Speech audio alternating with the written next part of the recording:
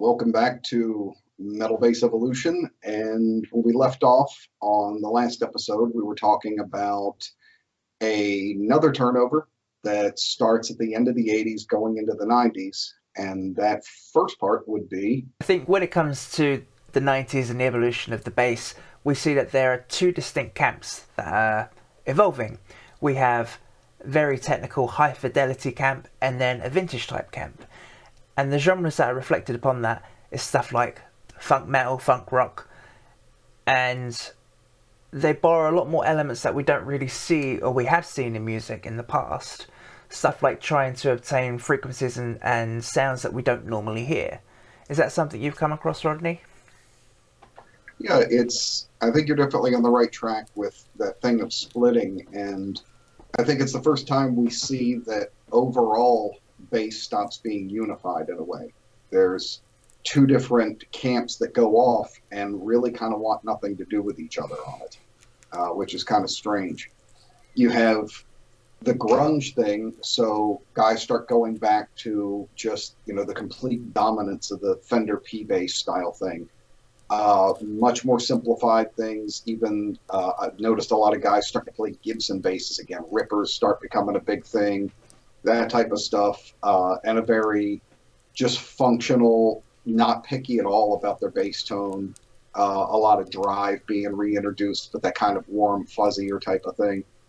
And then you have this other movement of a massive spread in the amount of frequency being used, and humongous scoop tones, whereas grunge and stuff being a much more warm mid-range type of thing, this one being almost devoid of mid-range, and what I used to call the boom and click type of sound, which, the most blatant example being someone like Fieldy from Korn or something like that, where you have this hyper extension into high range. I think that coincides with, and I'm not sure if it was a chicken or the egg type of thing, but seeing cabinets like SWR and later Eden and things like that, having the horn added into a cabinet, and guys being able to go, okay, I'm going to use this to cut through now, this click and this, fret noise to be able to kind of poke through the center.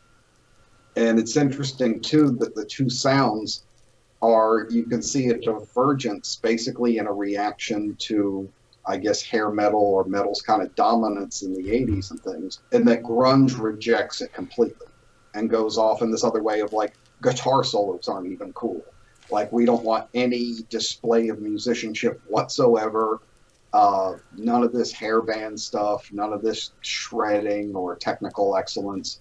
And then you get these underground metal movements where you start getting into, death and grindcore and things like that, and technical death metal kind of gets born, that they move into the all the notes all the time kind of approach of six-string bass becoming a big thing, and two-handed tapping, and just these ridiculously complex riffs, and they, in a strange way, become the ones almost to clean up a bit. They get this really hyper clean, horn-driven, scooped-out sound that's very clinical sounding that you normally probably wouldn't associate with metal. You think they would want to go much more dirty, but they go into that type of thing. So you get this huge kind of parting of the sea with it, where there's no real middle ground. There's either old school, warm rock bass that's underplayed, or this hyper clinical, massively high fidelity sound, and playing as much as you possibly can, as fast as you can. And I think both of them are just, two different versions of the reaction from that mainstreaming of metal. One wanted to reclaim the underground brutality and see if they could push it, and the other just said, screw it, we're going even further back into history to try and, pull back a little bit of the 60s and 70s up into modern. And, but even in there, you can still see some of the remnants, though, I think. You get stuff like, when even Stone Temple Pilots and Pearl Jam and stuff, or even SWR and Eden and things, they're still, you can tell they grew up on it.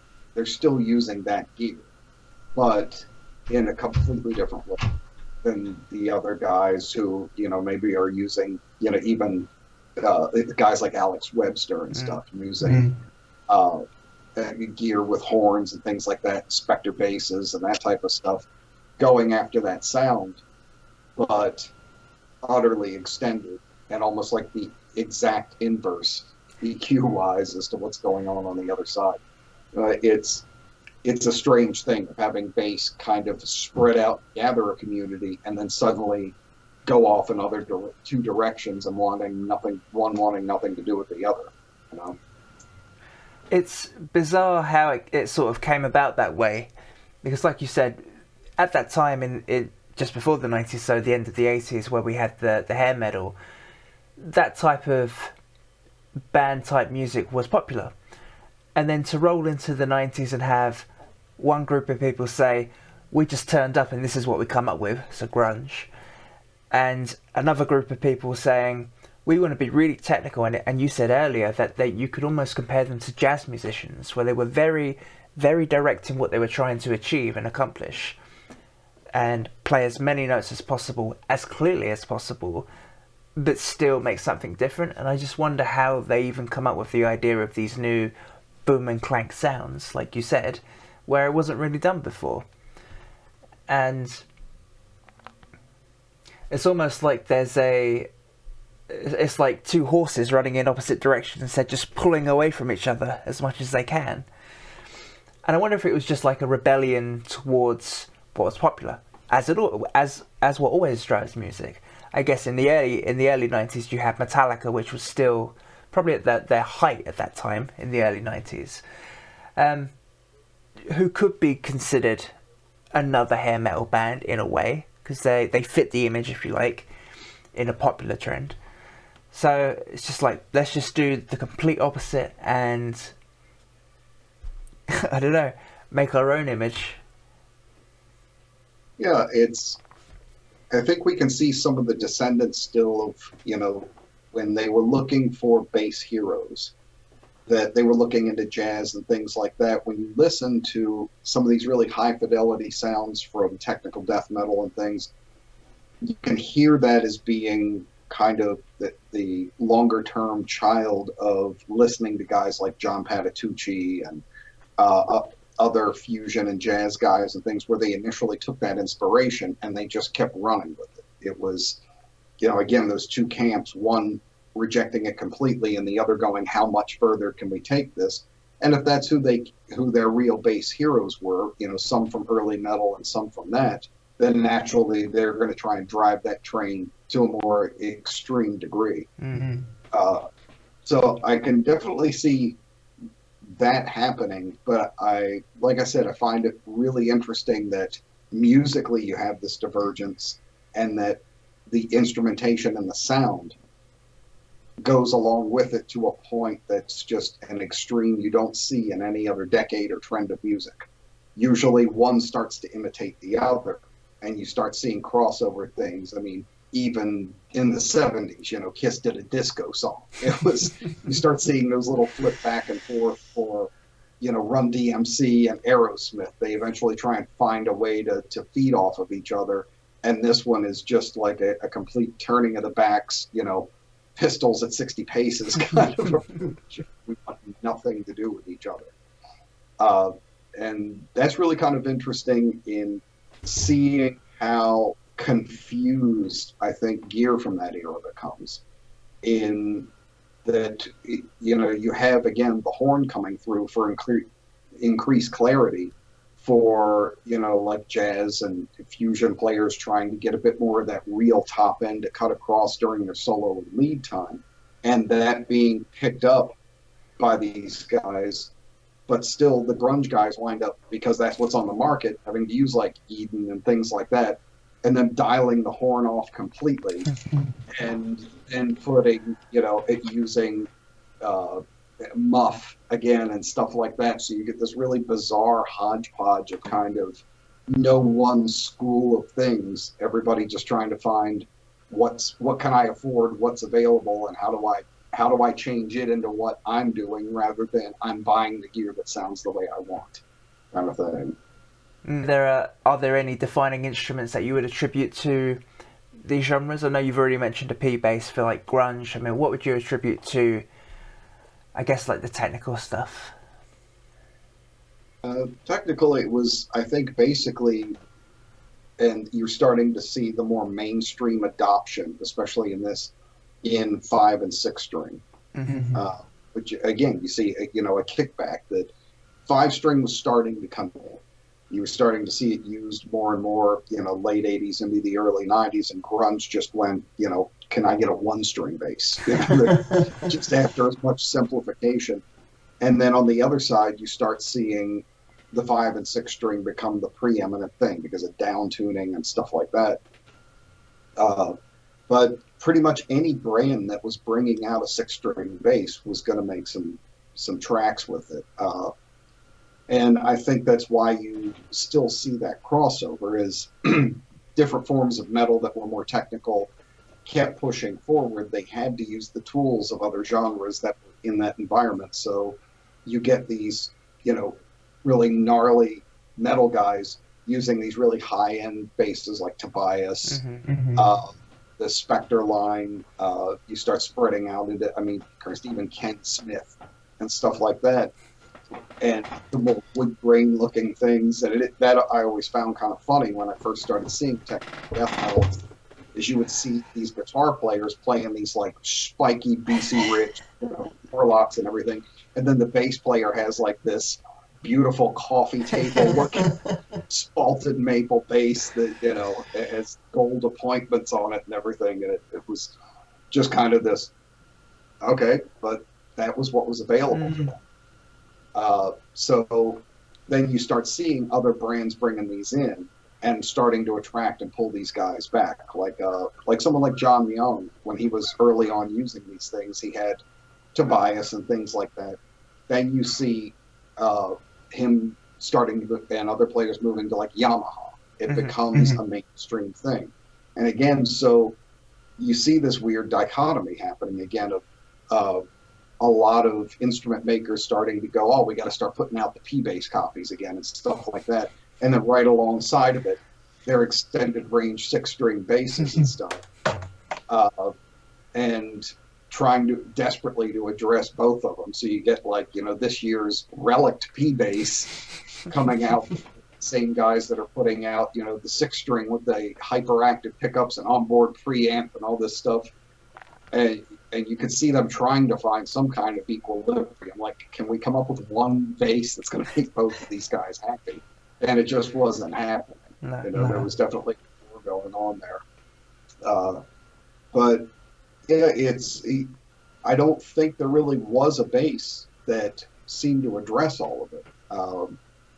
I noticed during this era too, though, that Music Man seemed to kind of find a center thing. They became, they were obviously popular all along, but they were always kind of, there was the P and jazz school, and then you had this other option that, got used off and on.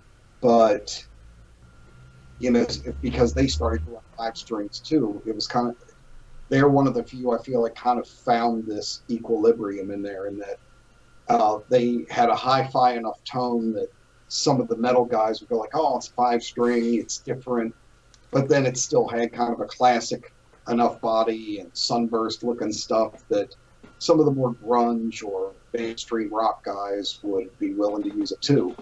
So they did well. I mean, seeing everybody from one of the like Mother Love Bone or something like that, and Jeff Ament using Music Man early on, and then being able to see it in other environments where, like, Rex Brown from Pantera has one, or that seemed strangely enough to be a brand that kind of was able to get its toes in either camp, or even like now it's Linkin Park towards the end of the '90s, and that pulling one out once in a while.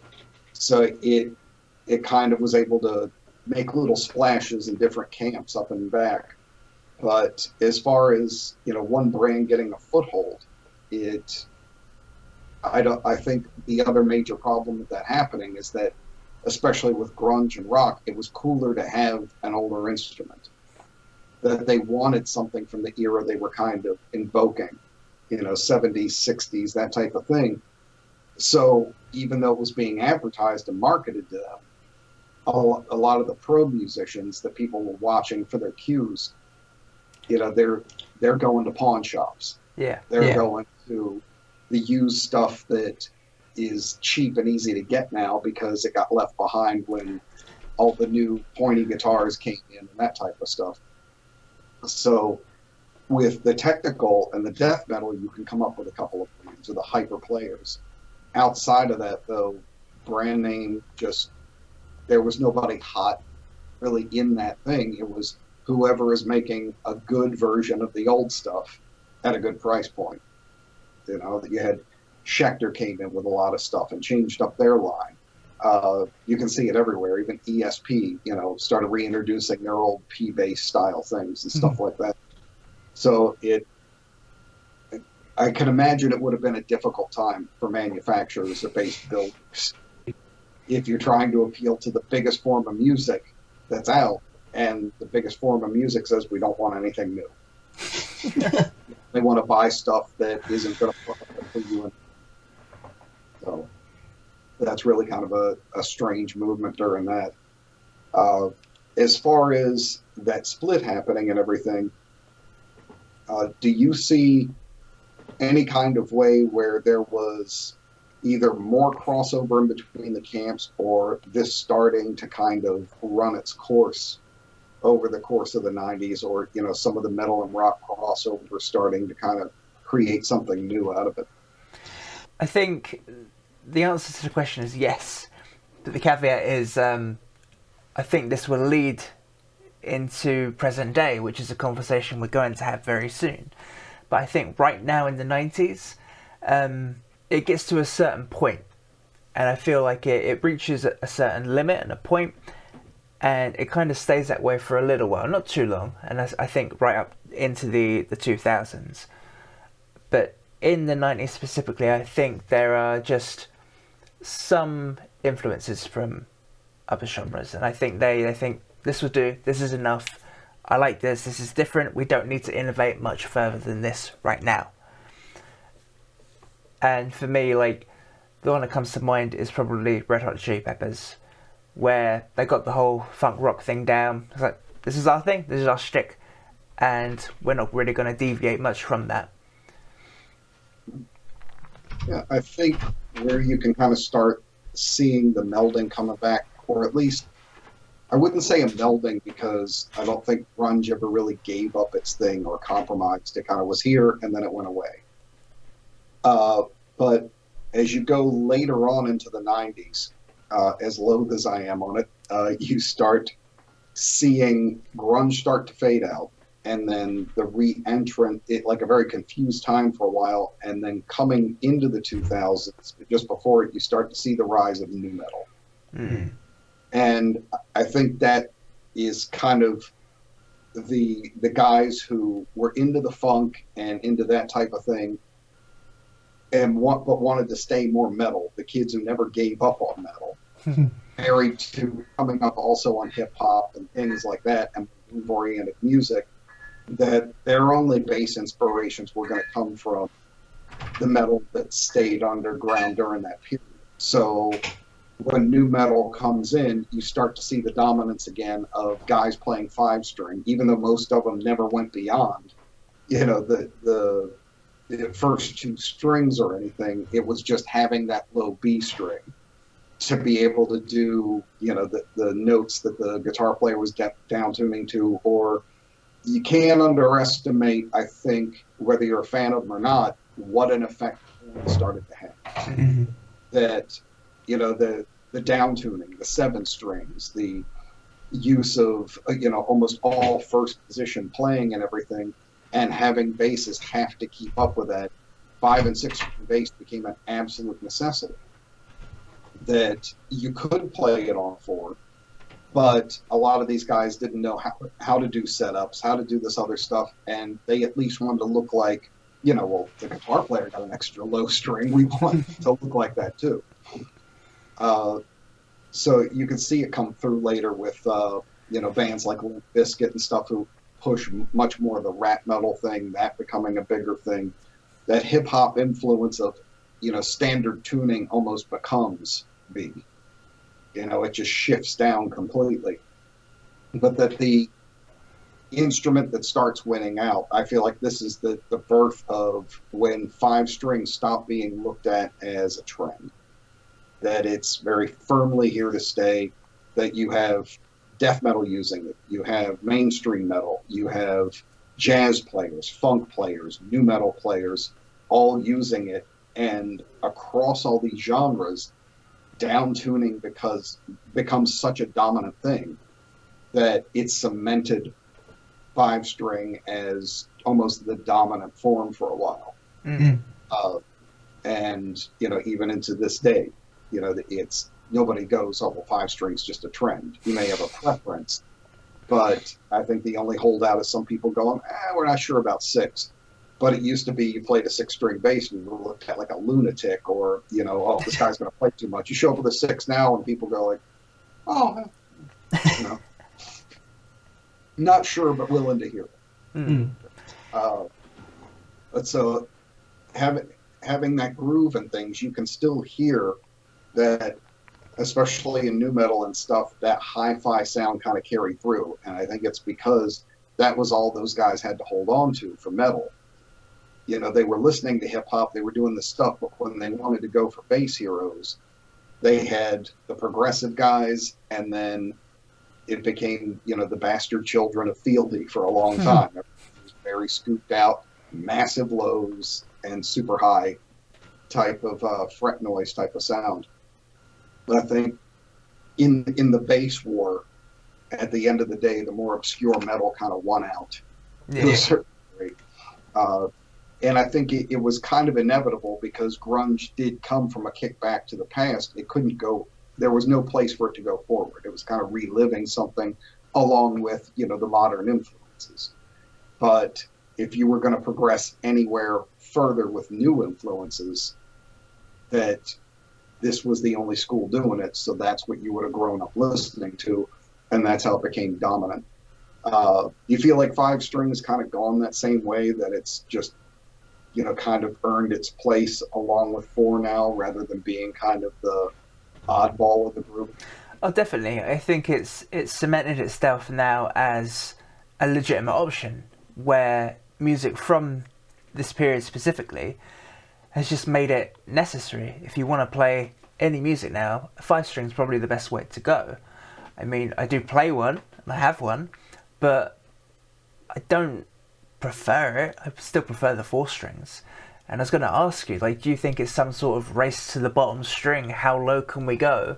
Where did this down tuning low string come from? I guess it was just back to one of our early conversations of having volume and just feeling the bass rather than a specific groove line or something. It's just more a sensation rather than some sort of groove, maybe.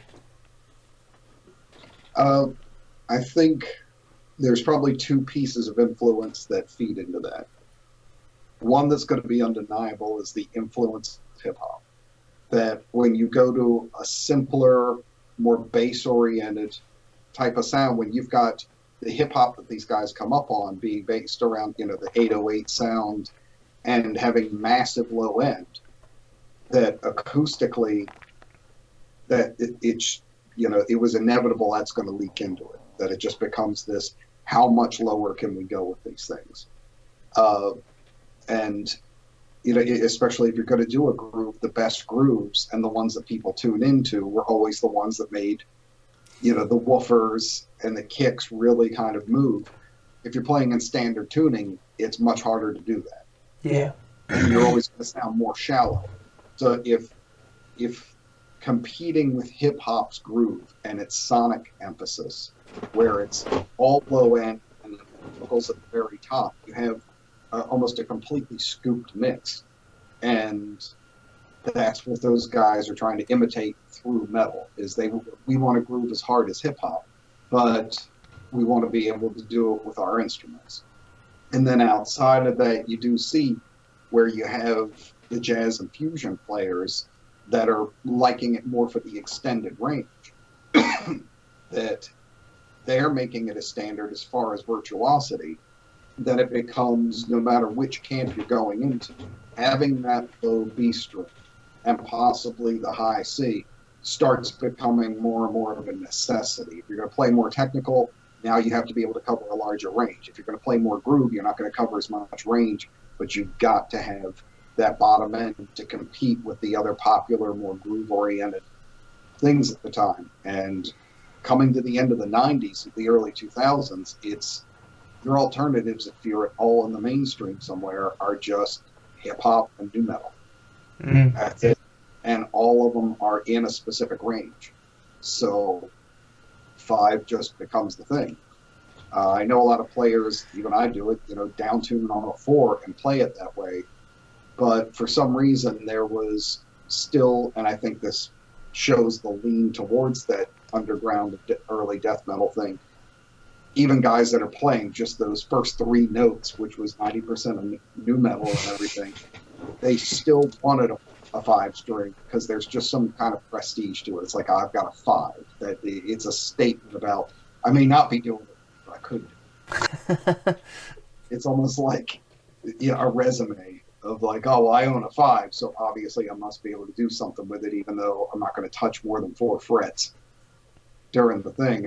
You can even see, I think, some of that going on now. And it's just really, gone into an absurd thing at this point of guys tuning into, double drop E and, just notes that only whales can hear, stuff like this, how they were brought up on this. And then it's like, can I push this any further? It's just that thing of, somebody desperately trying to find some way to go further with it. But yeah, I think you're right on that 5 did become an inevitability even for players who preferred 4. Do you think that there was any kind of reflection of that starts coming out of new music or into even pop or that type of thing as far as we started to see?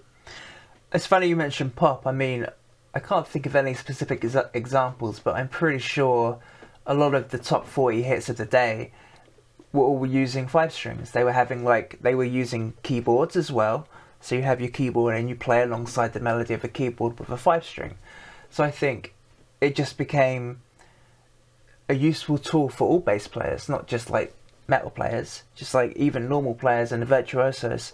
This was a standard tool in your arsenal.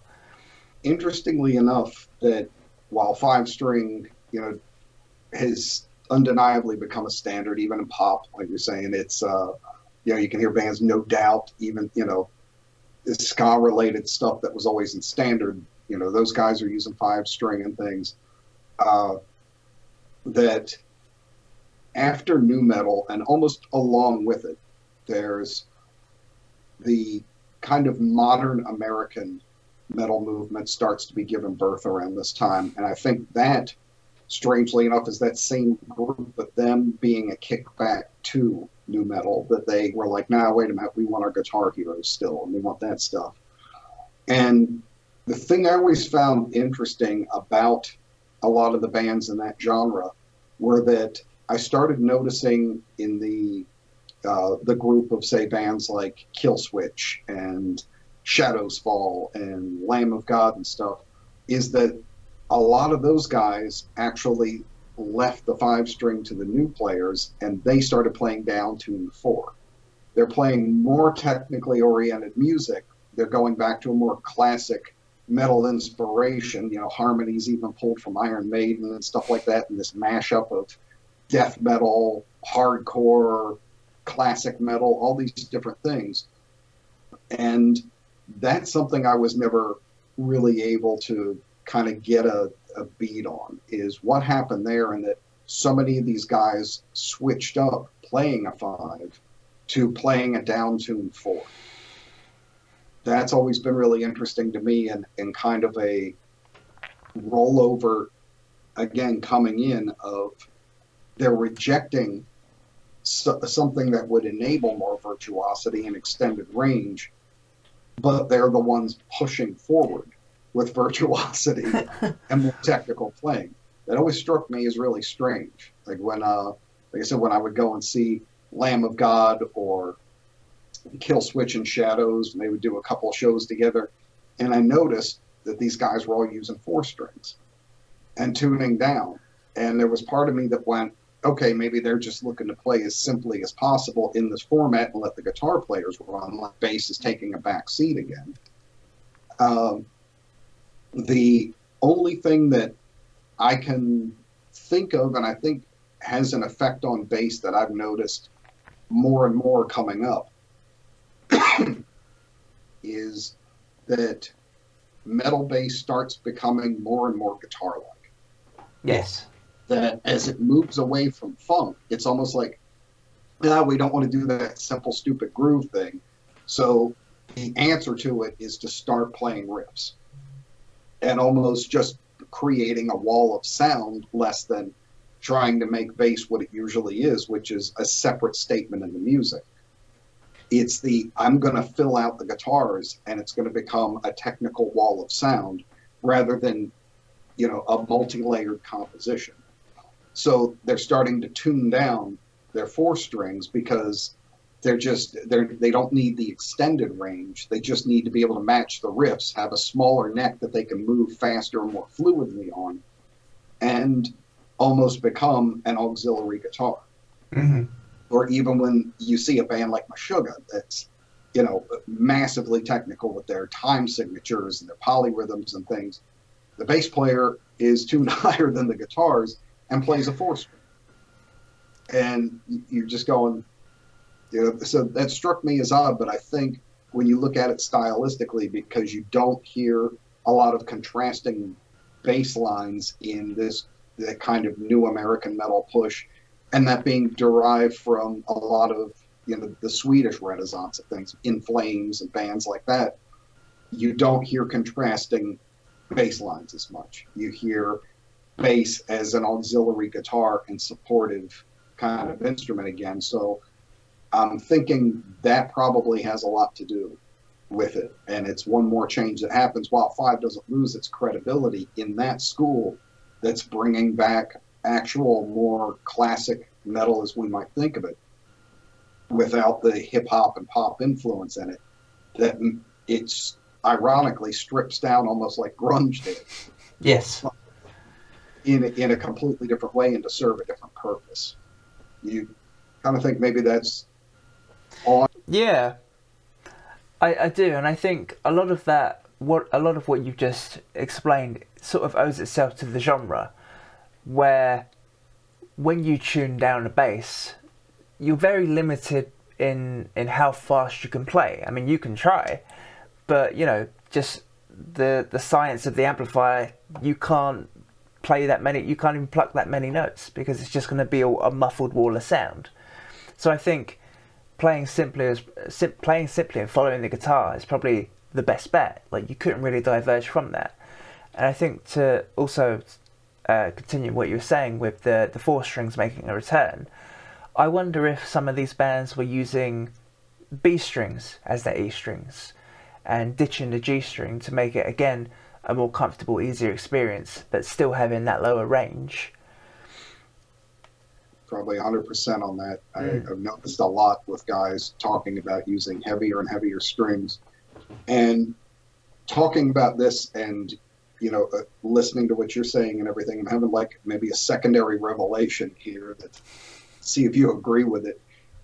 You're right in that that as you tune down, you just can't play as rapid fire notes and have it be intelligible. I'm wondering if 2 things that we hear, especially in technical death metal, where even when they're down tuned, they're still raging and playing as fast as they can. The same thing happens on 2 different instruments. That horn and that click we were talking about is what makes those notes intelligible. That the actual fundamental of the note is just going to smear. So needing that click, that typewriter kind of sound, is what tells you, oh, he's still plowing. Because when you hear these guys, you're not hearing click, click, click, click as it's ripping by. You're hearing click, click, click, click, click. And it's just, so it's almost like the signifier of, hey, I'm keeping up. Like, I'm playing as many notes and I'm matching the riff, or I'm doing this, that it's that fret, click, and horn hit is what tells you he's still in the mix and he's plowing at the same speed, because the fundamental is just smeared underneath the mix. And It's also the era that you see the same thing happen to kick drums, that they become much more shallow sounding and the click comes in. You start getting used to hearing that high end tap. And it's because it had to tighten up because double kicks were getting faster and faster, especially in the technical death metal and progressive Hmm. and stuff. So you can see two different instruments recognizing that same issue of we either have to cut the low end out of what we do or we have to add this upper signal that lets your ear know what we're actually doing because without it you're just going to it's almost like the wheels on a car when they start going so fast that it starts going backwards. It's Yeah. like you can hear rapid notes to a certain point and then it just becomes a hum. So it's a way to differentiate that there's notes going on instead of just this boot, emergency broadcast type of signal going on. So I wonder if that reaction of both notes is exactly what you're talking about. Of because of the low tuning and the guitars and bass also getting more into kick drum range, that they have to start bouncing up on top and getting click and things to be able to discern that sound because down tuning is just becoming part and parcel of the genre at that point. Going back to what these guys are doing, I find a lot of players in that too though are pick players. Hmm. That's kind of the other thing that I see the rebirth of is whereas there's a pride I think I see in technical death metal of the guys being fingerstyle players, using Alex Webster as the archetype again. They want to be this kind of constant spidering type of thing. The new wave of American metal that comes through, and even the Swedish that influenced it, you start seeing probably more pick metal players than I ever remember. It almost becomes dominant. Mm. That it's just you just don't see fingerstyle players. Again, you look at the ones that are considered the big ones of the genre, Killswitch, Shadows Fall, uh, guys like that. All of them are pick players, and it almost you're looked at strange. Like I know a lot of guys that especially in that genre and engineers that are like, can you play with a pick? They start asking for it more. They don't want a Steve Harris, they want Yeah. a Dave Gibson. So I think that says something too, in that it becomes more and more about a imitation of guitar that's as hyper precise and not making as much of a different statement. So that's kind of another turnover too, is along with the down tuning is this need to tighten everything up as much as possible. So using heavier strings, using a pick, it becomes, and I feel like it's still not as dominant, but it's a big influence on things today, is things being far more in not the bass camp, but the bass guitar camp. That you're playing guitar in a sub kind of format rather than being a separate statement. Mm. And I think that kind of pulls into what follows after that too, is this sense of just, that even when I look at techniques like the guys who become very technical or with tapping and things, the tapping runs sound a lot more like the tapping of guitar players I hear. Like I hear less Billy Sheehan and Stu Hamm, and I hear, much more the leading guitar type of guys in their stylistic choices of tapping. It almost seems like in this era, bass players lean more and more towards being influenced more by guitar players than other bass players. So there's a stripping back, ironically, of what they're doing, but it's to be able to get that speed back and the smaller grip and that type of thing. Reintroducing the pick, larger and tighter strings to handle that down tuning. And then if you do go for more virtuosic things, it's still an imitation more of guitar than it is of earlier bass players. Do you kind of get a sense that that's also what's going on? Yeah, I think you raised a good point where, like you said, that there's a lot of borrowing from guitar players. And I wonder again if it's like a conscious decision, whether this is the direction that they purposely took or whether it's just an evolution of that works for you, and you're very clear and punchy, so I'm going to try it as well. And it's interesting to see that as bass players, they develop their own style, but yet to borrow from guitarists, I guess it's just taking the band and the genres into different directions. Mm-hmm. Yeah, and I think there can also be that side note too of a lot of people who say want to make more extravagant bass statements or want to do that, and they aren't fitting in with what's going on, start to migrate away from that genre. That if you want to be a bass player that does more of a singular statement, you're probably going to, and I think strangely that as I'm thinking about it, may point to some stuff that starts to come up in the future. That if you want to make a more singular statement on your own, you're going to start going into what becomes like progressive metal and things like that, where you can stretch out and make other statements, wherein this more central form that becomes kind of dominant for a bit, because those players aren't gravitating to it, a lot of guitar players become the bass player. Mm-hmm. That you probably start seeing guys that are like, okay, I'm going to pick up the bass because I can get more gigs and get more shows. And the Steve Harris or the Alex Webster type don't want to do this type of stuff. It's not entertaining them.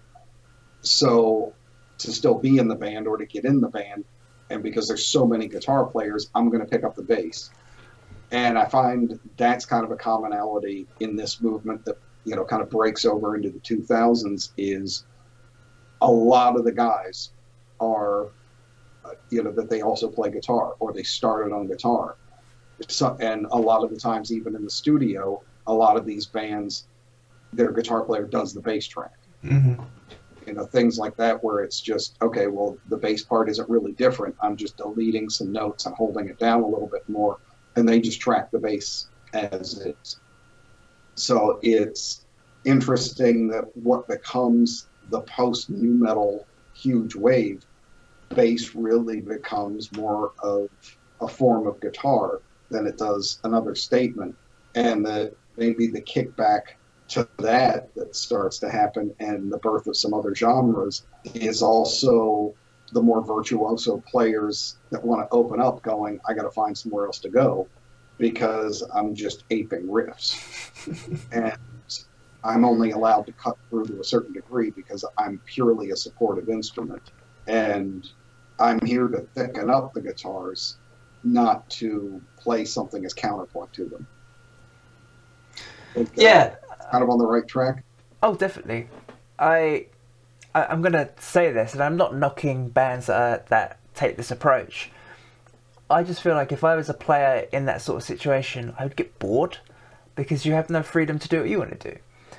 And like you said, it's a supportive role. And it feels like instead of everyone being treated as equal, you are in the back line, you are at the back, and I would literally class it as a guitar band. And I could think of some bands, CKY come to mind, where they are a guitar band. There is no bass, it's just a supportive instrument. And I'm struggling to think of death metal ones, but most of them that down tune that I can think of off the top of my head, like Killswitch, they're all guitar bands. And that's what you're buying into. That's the sound. And I enjoy those things, but I don't think I could play in a band like that. Because there's not enough variety in some of the songs, and copying guitar isn't playing bass to me. It's almost the same as punk music as well, or punk rock music, where you're just following power chords. It's just not interesting, It's as for me personally. I mean, some people enjoy that, and that's fine. I think you move into something there that saying it's like punk or something like that. Well, this movement is basically metalcore.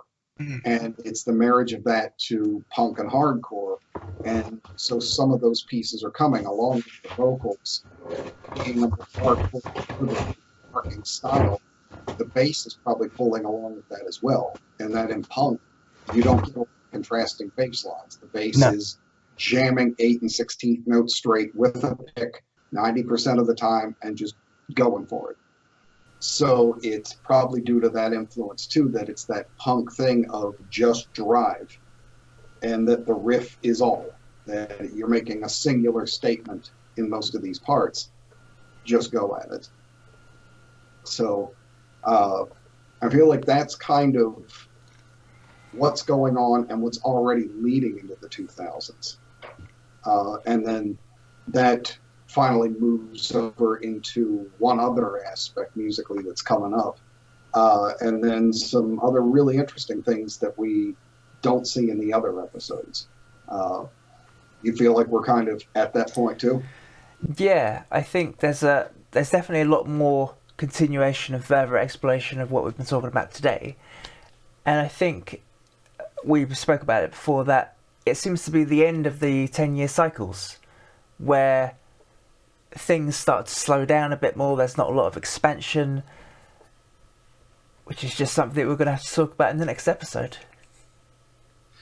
And so to see that one, you'll have to come back to my channel. And it'll be same time next week, Wednesday. The cat has entered the studio, and that is the signal that this episode is wrapped. So, great conversation again. As always, thank you, Rodney. Looking forward to next week, and I'll see you over at my side. Join Rodney on his channel. See you next time.